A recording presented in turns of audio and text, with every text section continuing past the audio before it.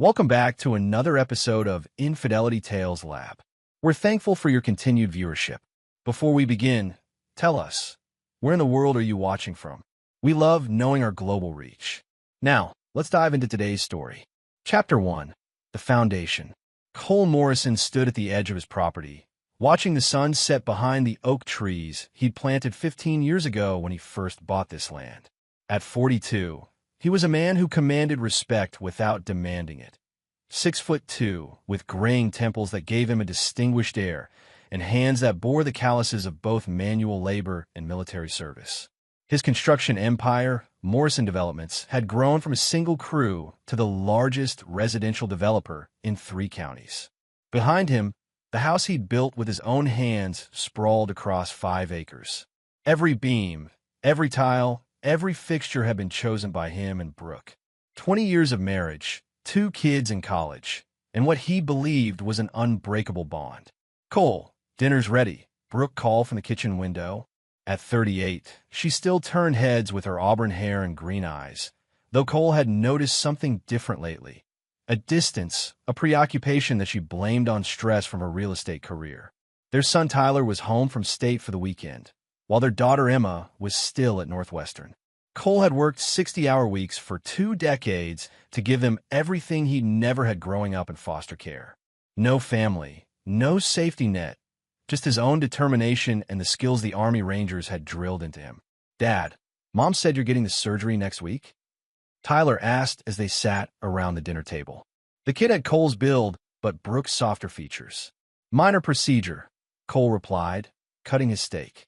The doctors had found something during a routine physical, a small mass that needed immediate removal. "Nothing to worry about." Brooke's phone buzzed. She glanced at it, and Cole caught something in her expression before she masked it. "Sorry, work call," she said, stepping away from the table. Cole had survived 3 tours in Afghanistan by reading people, by noticing the details others missed. His wife's body language had been screaming danger for months, but he'd ignored it, chalking it up to midlife stress. The successful businessman in him wanted to believe the best. The soldier in him was starting to prepare for war. Later that night, as Brooke slept beside him, Cole stared at the ceiling. He'd built everything for this family, the business, the house, the life. But somewhere in the darkness of their bedroom, a cold certainty was settling in his chest. Something was very, very wrong. Chapter 2. The Architect of Betrayal. Travis Kellner had perfected the art of being exactly what women needed him to be. At 35, he possessed the kind of polished charm that made clients trust him with million-dollar property deals and wives confide their deepest dissatisfactions. His family's real estate dynasty had given him connections, but his predatory instincts had given him power. He stood in the penthouse office of Kellner and Associates, looking out over the city skyline his family had helped shape for 3 generations. But it wasn't enough. It had never been enough. "The Morrison account is progressing nicely," his assistant mentioned, delivering the afternoon reports. Travis smiled. Brooke Morrison had walked into his office 8 months ago, ostensibly to discuss selling some of her husband's development properties. Within 3 meetings, Travis had mapped out her vulnerabilities like a military strategist. A woman who felt unappreciated, invisible beside her larger-than-life husband, hungry for the kind of attention Cole's busy schedule couldn't provide. Mrs. Morrison's quite motivated to close, Travis had told his business partner, Derek Walsh, over drinks. Derek, a financial advisor who'd grown up wealthy, but never quite wealthy enough, understood the game. Her husband's been so focused on building his empire, he's forgotten to tend his own backyard. The plan had crystallized over months.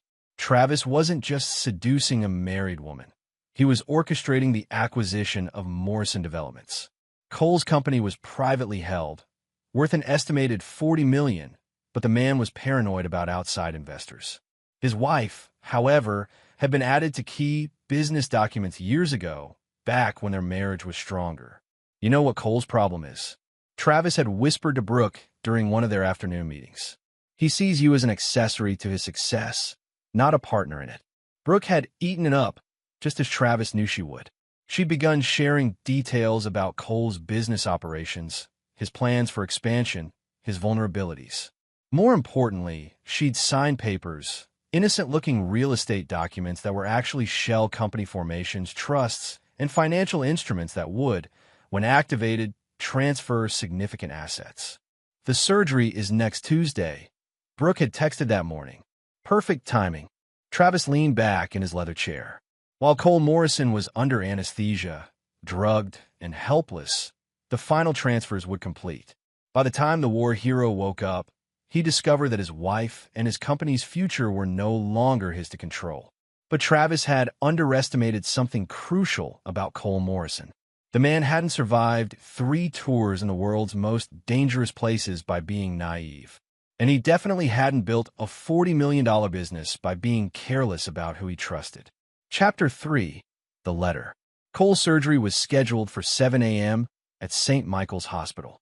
As he was wheeled into pre-op, Brooke kissed his forehead with what seemed like genuine concern. "I'll be right here when you wake up," she promised. Dr. Patricia Reeves, the surgeon, was someone Cole had specifically requested, a veteran herself who understood the unique anatomy of soldiers who'd carried heavy gear for years. She'd found the mass quickly during the initial consultation and recommended immediate removal. "We'll have you back on your feet in a few days, Mr. Morrison," she assured him as the anesthesia took hold. Cole's last conscious thought was of Brooke's face and something in her eyes that his battle-trained instincts couldn't quite place. He woke to the steady beep of monitors and the sharp scent of disinfectant. His chest was bandaged, and pain medication made everything feel distant and cottony. The clock on the wall read 3:47 p.m. The surgery had taken longer than expected. "Mr. Morrison?" Dr. Reeves appeared beside his bed, but something was wrong with her expression. "How are you feeling?" "Like I've been carved up," Cole managed, his voice rough. "Where's my wife?" Dr. Reeves hesitated. "Left a few hours ago. Said she had an urgent business meeting." Cole's blood, despite the pain medication, began to run cold. "Business meeting? She did leave something for you, though." Dr. Reeves produced a white envelope from her coat pocket. "She asked me to give this to you only if she wasn't here when you woke up." I thought it was strange, but Cole's hands shook slightly as he took the envelope. His name was written across it in Brooke's handwriting, but something about the letters looked forced, deliberate. He tore it open and unfolded a single sheet of paper. "Cole, by the time you read this, you'll understand why I couldn't be there. Travis and I have been planning this for months. While you were building your empire, you forgot that empires can be conquered from within. The business documents I signed over the past 6 months weren't real estate contracts. They were transfer agreements. Morrison Developments is no longer yours. Neither am I. You were a good soldier and a decent husband, but you were never the partner I needed.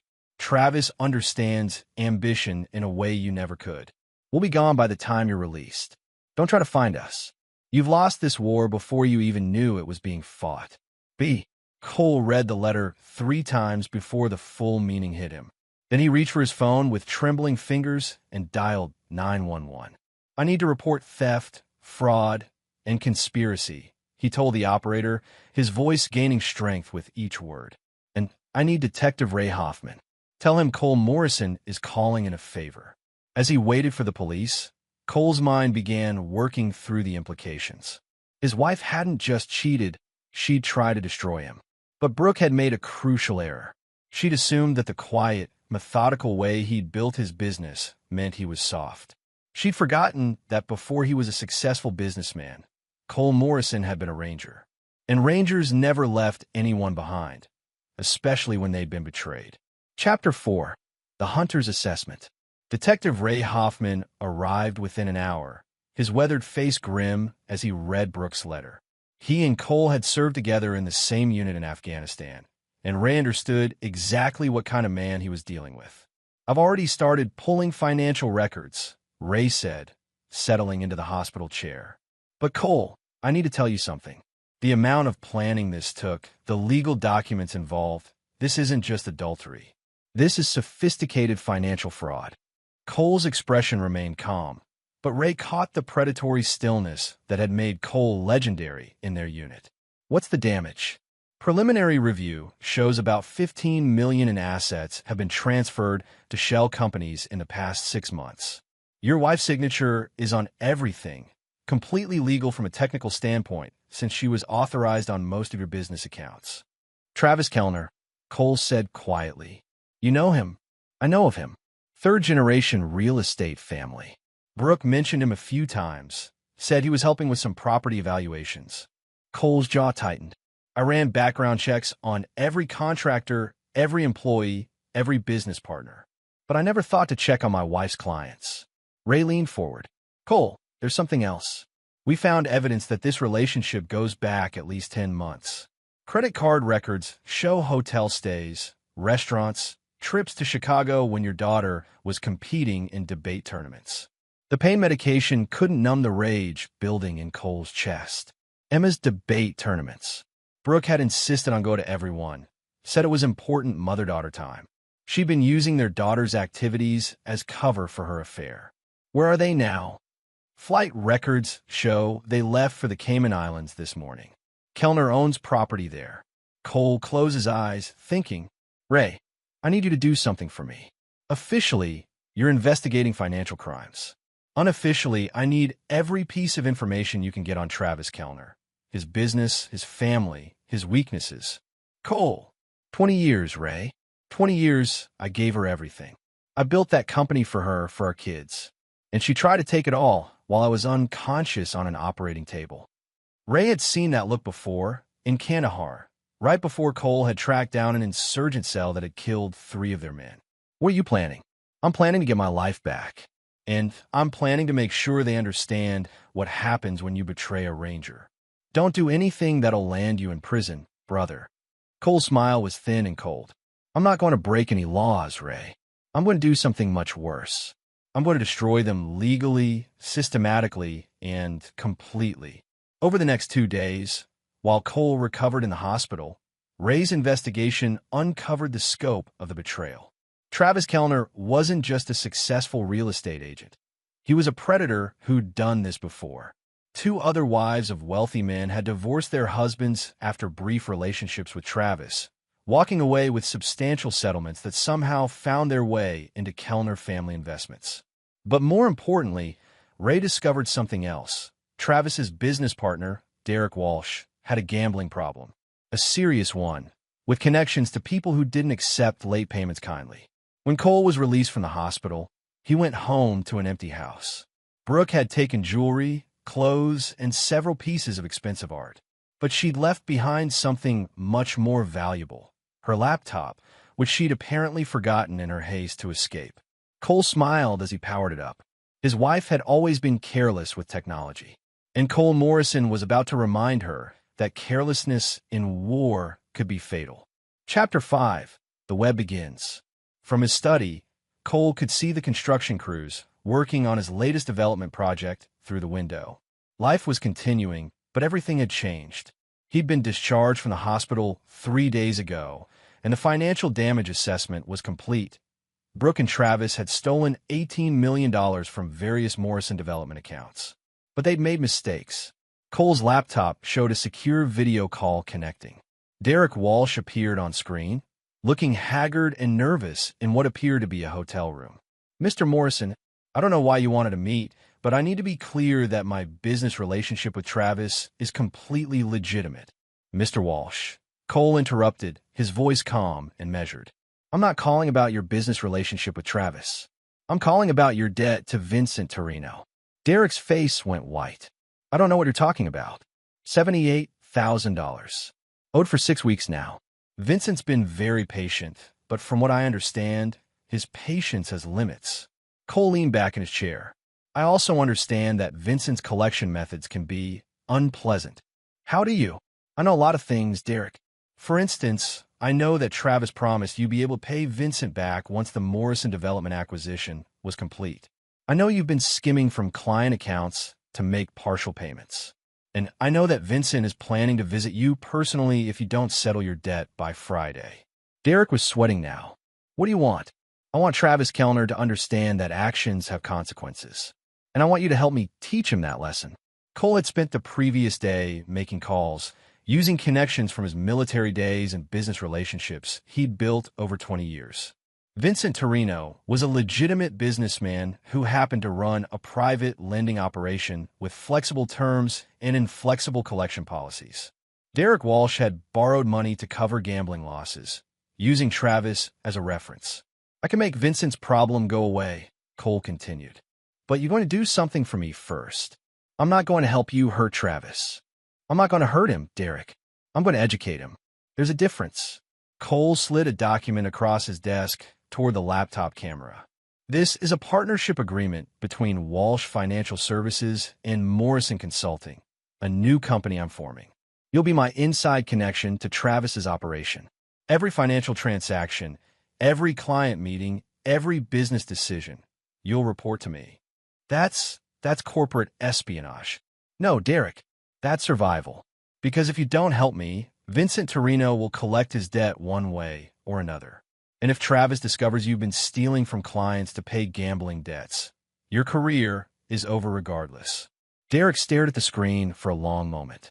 "If I do this, the debt disappears." "The debt disappears, and you get a signing bonus of $50,000. "But Derek," Cole's voice dropped to a whisper, "if you betray me, if you warn Travis, if you try to play both sides, I'll make sure Vincent learns about every dollar you've stolen. And I'll make sure the state licensing board gets a very detailed report about your financial irregularities. You're blackmailing me. I'm offering you a choice. Work with me and rebuild your life. Work against me and lose everything." After Derek agreed and signed a partnership agreement electronically, Cole opened Brooke's laptop. His wife had been sloppy with her passwords, and he'd easily accessed her email accounts, social media, and financial apps.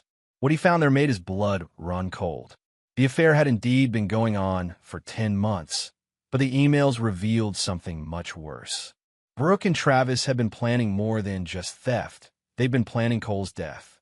"The surgery is perfect timing," one email read. "Complications happen. Medical malpractice suits take years, and by then, we'll have everything transferred offshore." Another email from Travis. "Dr. Martinez owes me a favor from the casino. He can't guarantee anything will go wrong, but he can make sure certain medications are available if needed." Cole sat back in his chair, the full scope of their plan becoming clear. They hadn't just wanted his money, they'd wanted him dead. The only reason he was alive was because he'd specifically requested Dr. Reeves instead of using the surgeon Travis had recommended. His phone rang. It was Tyler, calling from college. "Dad, is everything okay?" Mom's not answering her phone, and Emma said she can't reach her either. Cole made a decision.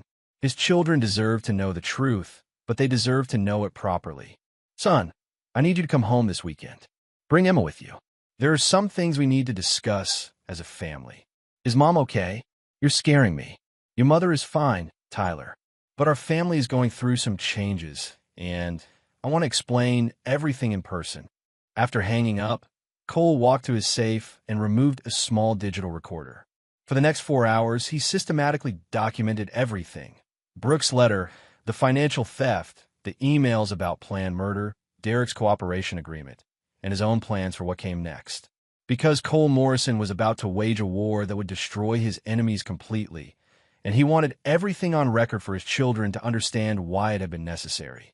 Chapter 6. The Children's Choice. Emma and Tyler arrived Friday evening, their young faces worried and confused. At 20 and 19 respectively, they were old enough to understand adult complexities, but still young enough to believe their family was unbreakable. Cole had prepared dinner, Tyler's favorite barbecue and Emma's preferred vegetable lasagna. He wanted this conversation to happen in a space that felt safe and familiar. "Dad, where's Mom?" Emma asked as they sat down. She had Brooke's green eyes, but Cole's direct gaze. "Tyler said she hasn't been answering calls. That's what we need to talk about," Cole said carefully. "Your mother and I are getting divorced." The silence that followed was deafening. Tyler set down his fork, and Emma's eyes immediately filled with tears. "What happened?" Tyler demanded. "You guys are fine. You've been together 20 years. Your mother has been having an affair," Cole said quietly. "For almost a year, with a man named Travis Kellner." Emma's hand flew to her mouth. "That's impossible. Mom wouldn't." "She would, and she did. But it's worse than just an affair. Cole took a breath. They've stolen $18 million from our family business. Money that was supposed to secure your futures, pay for college, give you the foundation to build your own lives. Tyler's face had gone from shock to anger. Are you serious? Cole nodded and pulled out printed copies of some of the emails, the ones about the financial theft, not the ones about planned murder. His children didn't need that trauma, not yet. They planned this for months. Every time your mother went to Emma's debate tournaments, she was meeting with this man. Every business dinner was actually time spent planning how to destroy our family. Emma was crying openly now. I don't understand. Why would she do this? I don't know, sweetheart. People sometimes make choices that don't make sense to the people who love them. Tyler stood up abruptly, pacing to the window. So what happens now? Are we broke? Do I have to drop out of school? No, Cole said firmly. You're not dropping out of anything. I'm going to get our money back, and I'm going to make sure you both have everything you need for your futures. Ow, Emma asked. If they stole $18 million. Let me worry about that. But I need to ask you both something important, and I need honest answers. Cole looked at each of his children. Your mother will probably try to contact you. She'll want to explain her side, maybe ask you to take her side against me. I won't stop you from talking to her. She's your mother, and that relationship is yours to decide. But I need to know, are you going to tell her what I'm planning? What are you planning? Tyler asked suspiciously. I'm planning to get our money back. I'm planning to make sure Travis Kellner faces consequences for what he's done. And I'm planning to make sure your mother understands that actions have consequences. You're talking about revenge, Emma said quietly. I'm talking about justice. There's a difference. Tyler returned to the table, his expression harder than Cole had ever seen it. What do you need from us? I need you to trust me. I need you to understand that everything I'm doing is to protect this family and secure your futures. And I need you to know that if you decide you can't support what I'm doing, I'll understand. Emma wiped her eyes. Mom really stole from us? From her own children? She did. Then she's not the person I thought she was, Emma said, her voice growing stronger. Do what you have to do, Dad. But be careful. Tyler nodded agreement. Just don't become someone we can't recognize, okay? Cole reached across the table and took their hands. I promise you that when this is over, we'll still be a family. A smaller family, but a stronger one. What he didn't tell them was that Brooke had sent each of them a text message that afternoon. Your father is having a breakdown. Don't believe anything he tells you. I'm coming home soon to explain everything. His children had shown him the messages before dinner, asking what they meant. They'd already made their choice about who to trust. And that gave Cole everything he needed to move to the next phase of his plan. Because the war was about to begin in earnest. Chapter 7. The Perfect Storm. 10 days after the surgery, Cole received a call that made him smile for the first time since reading Brooke's letter. Mr. Morrison, this is Travis Kellner. I think we need to talk. I imagine we do, Cole replied, leaning back in his office chair. What can I do for you, Mr. Kellner? I'm calling to discuss a reasonable settlement of our situation. Brooke and I are prepared to return a portion of the transferred assets in exchange for a clean break. No criminal charges, no lawsuits, no further harassment. Cole's smile widened. Harassment? I haven't done anything to you, Travis. You've been interfering with my business operations. Several of my clients have mysteriously canceled contracts. My bank has frozen certain accounts pending routine audits. And someone has been making inquiries about my family's company that have made some people very nervous. That doesn't sound like harassment. That sounds like due diligence. The truth was more complex. Cole had spent 10 days systematically using every connection he'd built over 20 years. A former Army buddy now worked for the IRS. A client whose house Cole had built was a federal judge. Another client ran the state banking commission. Cole hadn't asked anyone to do anything illegal. He'd simply shared information about his situation and let them draw their own conclusions about what required official scrutiny. Look, Morrison, I know you're angry, but this can be resolved professionally. Where's my wife, Travis? She's somewhere safe while we sort this out. That wasn't an answer. Cole heard Travis exhale slowly. She's with me. We're not in the country right now, but we can be back to finalize an agreement within 48 hours. Good, because I have a counterproposal for you. I'm listening. You and Brooke return every dollar you stole, plus 20% interest for my trouble. You sign statements admitting to financial fraud. You dissolve your partnership with Derek Walsh. And you stay away from my family forever. That's not going to happen. Then we'll do this the hard way. Cole's voice remained calm. Travis, do you know what a ranger's greatest strength is? What? Patience. We can wait weeks for the perfect shot. We can track an enemy for months before striking. And we never, ever give up. Are you threatening me? I'm educating you. Because you made a mistake, Travis. You assumed that because I built my business quietly and methodically, I was weak. You assumed that because I love my wife, I would be easy to destroy. You were wrong on both counts. Cole hung up the phone and immediately called Derek Walsh. It's time, Cole said when Derek answered. Are you in position? I'm at the office. Travis has been making calls all morning, trying to liquidate offshore assets. He's panicking. Good. Execute phase 2. Derek had been feeding Cole information for a week, and the picture was clear. Travis and Brooke were burning through money fast, living in expensive hotels and hiring lawyers to shield their assets. But they'd made a crucial error. They'd brought Derek with them to the Caymans, and Derek had access to all their financial systems. With Derek's help, Cole had been systematically calling in favors and applying pressure. Travis's family business was now under investigation by 3 different regulatory agencies. His offshore accounts were frozen pending money laundering inquiries. His business licenses in 2 states were under review. But the masterstroke was about to come. Vincent Torino is expecting a call from you in 1 hour, Cole told Derek. You're going to tell him that Travis Kellner guaranteed your gambling debt, and that Travis has been bragging about the $18 million he just acquired. You're going to suggest that Vincent might want to collect his money directly from Travis instead of from you. Jesus, Cole. Vincent's people don't mess around. Neither do I. Make the call, Derek, and then transfer yourself back to the mainland. Your part in this is almost finished. After ending the call, Cole opened his laptop and checked the hidden camera feeds he'd installed in Brooke's old office at their house. When she came back, he'd know immediately. Because Cole Morrison had been hunting the enemy for 10 days now, and he was finally ready to close the trap. Chapter 8. The Return. Brooke Morrison stood in the doorway of what had been her home for 15 years, her hands shaking as she turned the key. The house felt alien now, like a museum of a life she'd abandoned. But Travis had insisted they needed to retrieve certain documents before disappearing permanently. 5 minutes, Travis whispered behind her, scanning the empty driveway. Get the papers from the safe and let's go. What they didn't know was that Cole was watching from the office of his construction site 2 miles away, monitoring the camera feeds on his laptop. He'd been waiting for this moment for 3 days, ever since Derek reported that Vincent Torino's associates had made contact with Travis in Grand Cayman. Cole picked up his phone and dialed 911. This is Cole Morrison at 4847 Maple Ridge Road. I'm calling to report a break-in at my house. I can see the intruders on my security system, a man and woman possibly armed. They appear to be searching for valuables. He provided the address and hung up, then called Ray Hoffman.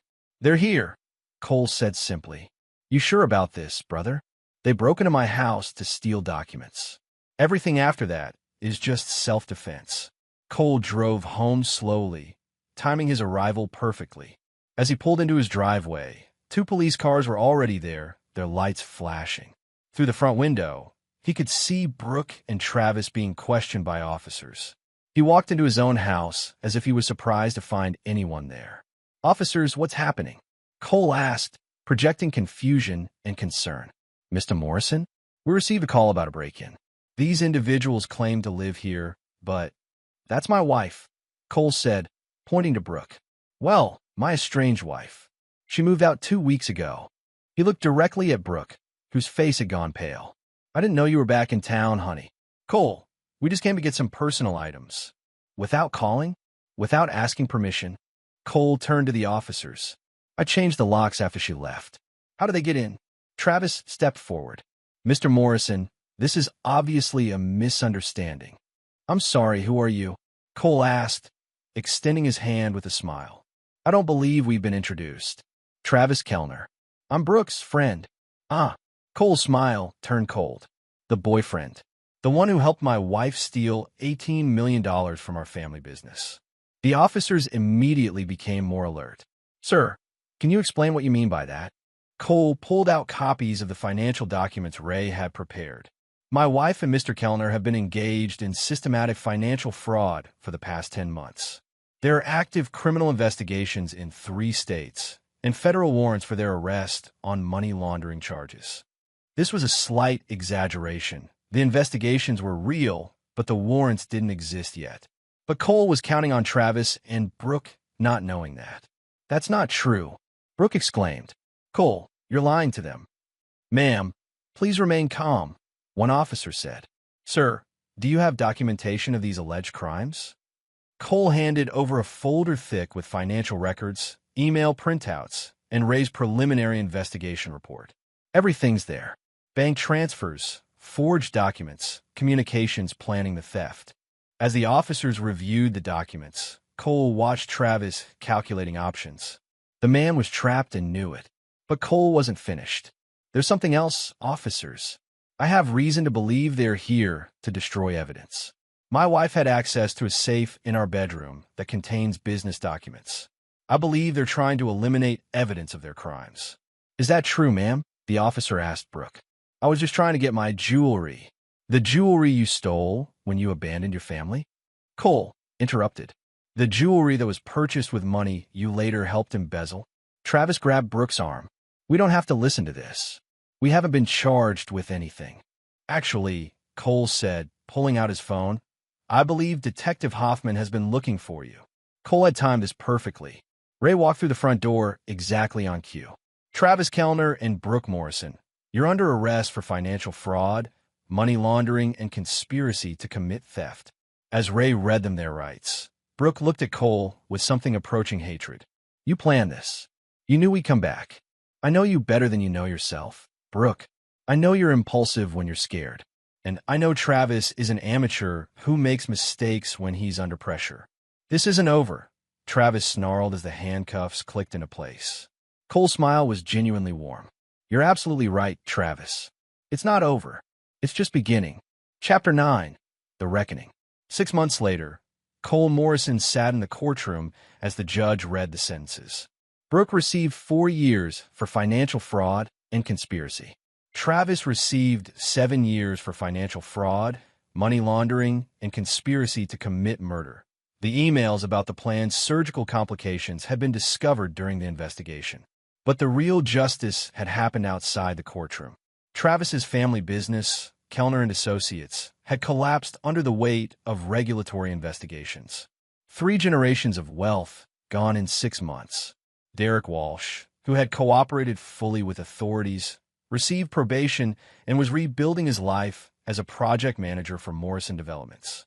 Vincent Torino had collected his debt from Travis personally, in a way that left the man requiring reconstructive surgery on his left hand. Cole hadn't ordered that to happen, but he hadn't shed any tears over it either. Now Cole stood on the construction site of his newest development, a luxury subdivision that would bear Emma's name. Morrison Developments had not only recovered from the theft, but had grown stronger. The notoriety of the case had actually brought Cole new clients who respected how he'd handled the betrayal. His phone rang. It was Emma, calling for Northwestern. Dad, I saw the news about the sentencing. How are you feeling? Like justice was served, Cole replied. How are you feeling? Relieved, I think. It's been hard, knowing Mom did those things. But I'm glad it's over. It's not quite over yet, sweetheart. What do you mean? Cole had received a letter from Brooke 2 weeks ago, written from prison. She'd begged for forgiveness, claimed she'd been manipulated by Travis, promised she'd changed. She wanted to see the children, wanted to rebuild their relationship when she was released. Your mother wants to see you and Tyler. She's written letters asking for visits. Emma was quiet for a moment. What do you think we should do? I think you should make your own choices about your relationship with your mother. But I want you to understand something. Forgiveness and trust are different things. You can forgive someone for hurting you without trusting them not to hurt you again. Are you going to forgive her? Cole looked out over the construction site, watching workers pour foundations for homes that would shelter families for generations. No, Emma, I'm not. Your mother didn't just cheat on me or steal money. She tried to have me killed. She used your activities as cover for her affair. She betrayed not just me, but both of you. Some things are unforgivable. Even if she's really sorry, being sorry doesn't undo the damage. Being sorry doesn't bring back the trust. And being sorry doesn't change the fact that she chose to destroy our family for money and attention. Cole had made his peace with being seen as unforgiving. He'd built his entire life on loyalty, on keeping his word, on protecting the people he loved. Brooke had shattered all of that, and some breaks couldn't be repaired. Tyler had already decided he wanted nothing to do with his mother. Emma was still conflicted, but Cole could see her resolve hardening as time passed. That evening, Cole sat in his study, looking through the financial reports Ray had compiled during the final investigation. The total recovery had been $22.3 million, more than had been stolen, thanks to assets seized from Travis's family business and penalties imposed by the courts. His phone buzzed with a text from an unknown number. The children need their mother. This vendetta of yours is hurting them. When I get out, I'm going to fight for custody. They deserve better than a father consumed by hatred. Cole smiled and typed back, "Good luck with that, Brooke. I'll be sure to show the judge the emails where you plan to murder me." He blocked the number and deleted the conversation. Cole Morrison had spent 6 months systematically destroying everyone who had betrayed him. His wife was in prison. Her lover was in prison and financially ruined. His family business was stronger than ever. His children understood exactly who their mother really was. The war was over, and Cole had won completely. But more importantly, Tyler and Emma had both decided to transfer to state schools closer to home. They wanted to be near their father, wanted to help rebuild the family business, wanted to be part of something strong and permanent. Cole poured himself a whiskey and walked out onto his back deck. The oak trees he'd planted 20 years ago swayed in the evening breeze, their roots deep and strong. Some people might call him ruthless. Some might say he'd been too harsh, too unforgiving. But Cole Morrison had learned long ago that mercy was a luxury you couldn't afford when people tried to destroy everything you'd built. He protected his family, secured his children's futures, and eliminated every threat to their security. And if that made him the villain in someone else's story, Cole Morrison could live with that. Because in his own story, the only one that mattered, he was exactly who he'd always been, a man who protected what was his, who kept his word, and who never, ever forgot a betrayal. The foundation was solid. The family was safe. And Cole Morrison was home. And there you have it. Another story comes to an end. What did you think? I'd love to hear your thoughts in the comments below. If you enjoy this story, consider joining our community by subscribing. It means the world to us.